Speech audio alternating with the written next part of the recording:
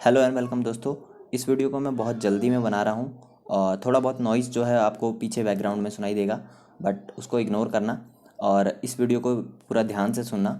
जैसा कि आप सब जानते हैं, सीआरपीएफ के पैरामेडिकल स्टाफ एग्जामिनेशन 2020 की जो वैकेंसी थी उसके एडमिट कार्ड जो हैं वो रिलीज़ होने चालू हो चुके हैं और काफ़ी लोगों के पास जो हैं वो पहुंच भी चुके हैं। तो सेम मेरे साथ भी था कि मेरा एडमिट कार्ड आ चुका था, बट एक पोस्टमैन की गलती की वजह से जो है वो एडमिट कार्ड जो है वो वापस चला गया था। मैंने उसको कैसे ढूंढा, कैसे मेरे को मिला वो एडमिट कार्ड, ये सारा कुछ जो है मैं इस वीडियो में बताने वाला हूँ।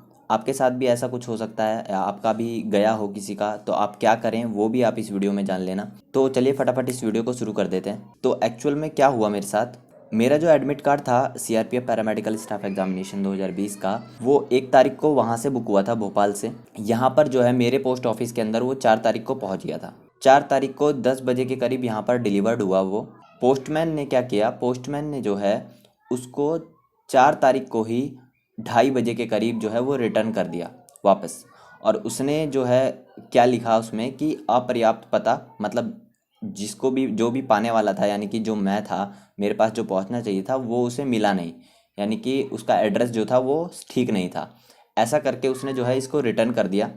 जैसा कि आप मैं वीडियो में दिखा देता हूँ, ये पैकेट है मेरा और इस पे देखो ये लिखा है अपर्याप्त पता करके, जो भी लिखा है, ठीक है। ऐसा करके उसने क्या किया, रिटर्न कर दिया। रिटर्न के लिए रिक्वेस्ट जो है वो भी डाल दी। जो पोस्टमैन था ना उसने मेरे को कॉल करी, ना वो मेरे घर पे देने आया, और उसने बिना ही आए हुए अपना काम बचाने के लिए बोल लो या फिर कैसे भी बोल लो, उसने ये रिटर्न जो है वापस, मतलब ये पैकेट जो था मेरा एडमिट कार्ड वो वापस कर दिया। अब मुझे कैसे पता चला, 5 तारीख को जब मैंने उसको कॉल किया ये बताने के लिए कि मेरा एडमिट कार्ड जो है वो आने वाला होगा, तो अगर आएगा तो वो मेरे को दे जाना।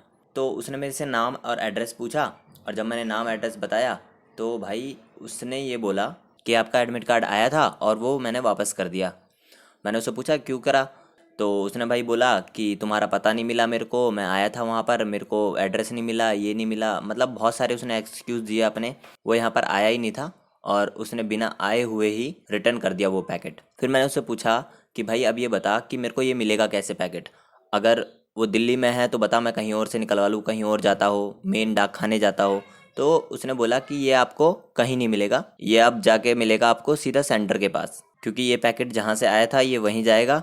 फिर मैंने क्या किया, मैंने उससे बोला कि आप उसका जो ट्रैकिंग नंबर है, जो पैकेट आया आपने वापस भेजा है उसका एक ट्रैकिंग नंबर होगा, वो ट्रैकिंग नंबर मेरे को ढूंढ के दे दो। अगर वो दिल्ली के अंदर होगा तो मैं कोशिश करता हूँ कि वो मेरे को मिल जाए वहाँ से, ठीक है। तो उसने बोला कि मैं आज नहीं दूंगा, मैं इसे आपको मंडे को दूंगा। मैंने कहा ठीक है चलो मंडे को दे देना, पर दे जरूर देना, और मैं मंडे को सीआरपीएफ भी जाऊंगा तो वहाँ से एक बार पता करता हूँ। तो उसने बोला चलो ठीक है दे दूंगा मैं। अब मैंने क्या किया, मैंने जो है पोस्ट ऑफिस का हेड ऑफिस जो है उनको कॉल किया था, और उन्होंने भी मेरे को यही बताया आपको जो ये पैकेट है ये सेंटर के पास ही मिलेगा अब, अगर वापस हो चुका है तो। अगर आप ट्रैकिंग नंबर दोगे तो मैं ट्रैक करके आपको बता देता हूँ वो पैकेट कहाँ पर है। अगर आप निकलवा सकते हो तो निकलवा लेना, वैसे तो आपको ये वहीं पे मिलेगा अब। तो उनकी तरफ से भी कुछ सॉल्यूशन निकला नहीं था।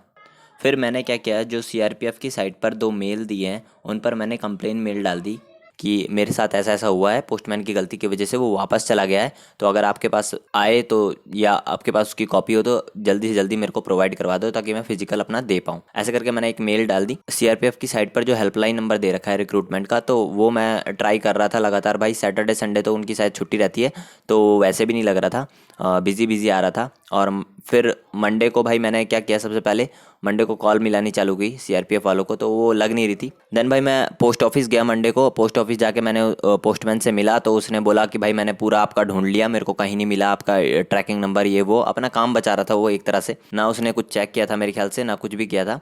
कह रहा मैंने चेक कर लिया है और आपका ट्रैकिंग नंबर नहीं मिला मेरे को, ये वो। मैंने कहा चलो ठीक है आप तुम ढूंढो, मैं एक बार सीआरपीएफ कैंप होके आता हूँ।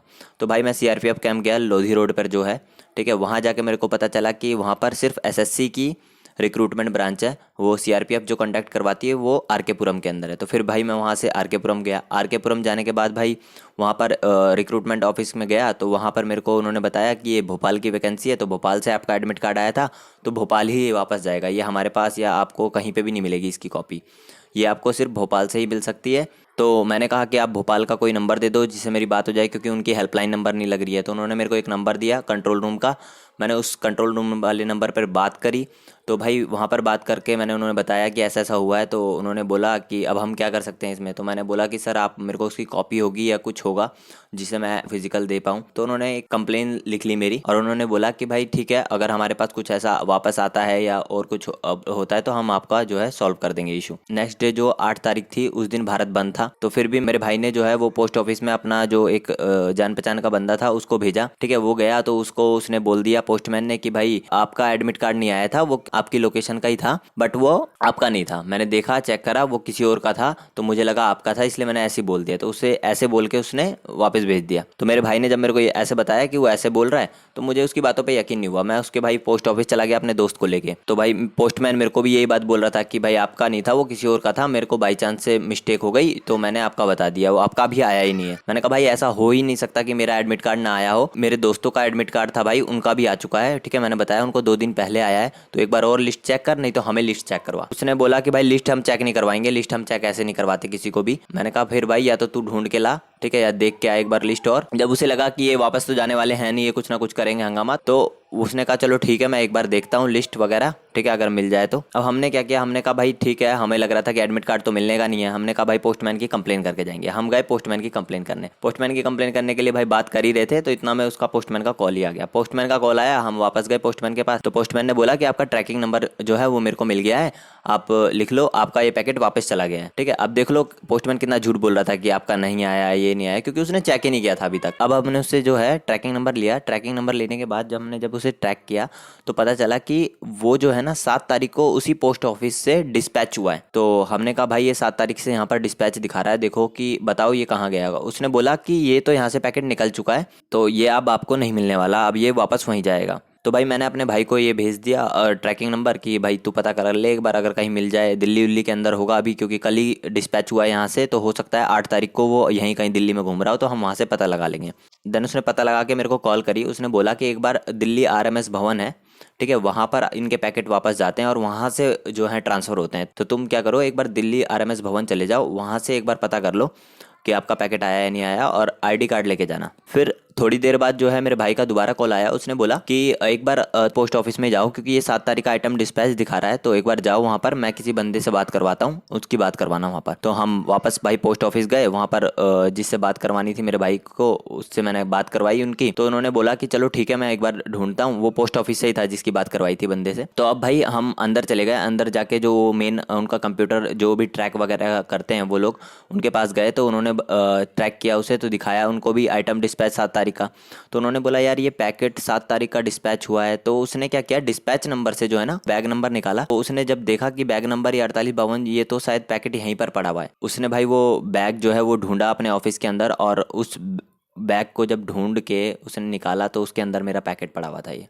अब ये देख लो कि इसमें पोस्टमैन ने भाई कितनी लापरवाही दिखाई है। यूँ समझो उसकी वजह से वो पैकेट अगर वापस चला जाता वो वापस आता भी नहीं। 16 तारीख को मेरा भाई एग्जाम है और 6:30 बजे की रिपोर्टिंग टाइम है, तो 16 तारीख तक वो भोपाल से ना वापस आता ना कुछ होता। तो कंप्लेन तो अभी हम उसकी करने वाले हैं।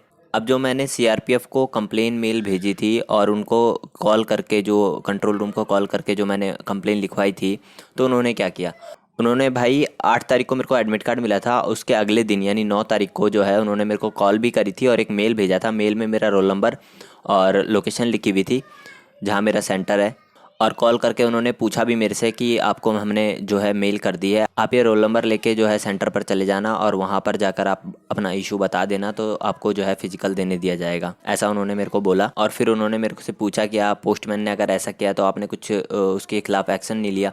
तो मैंने उन्हें बताया ये किया है मैंने, और एडमिट कार्ड मेरे को मिल गया है। तो उन्होंने बोला चलो ठीक है, बेस्ट ऑफ लक बोल के जो है उन्होंने फिर फ़ोन काट दिया।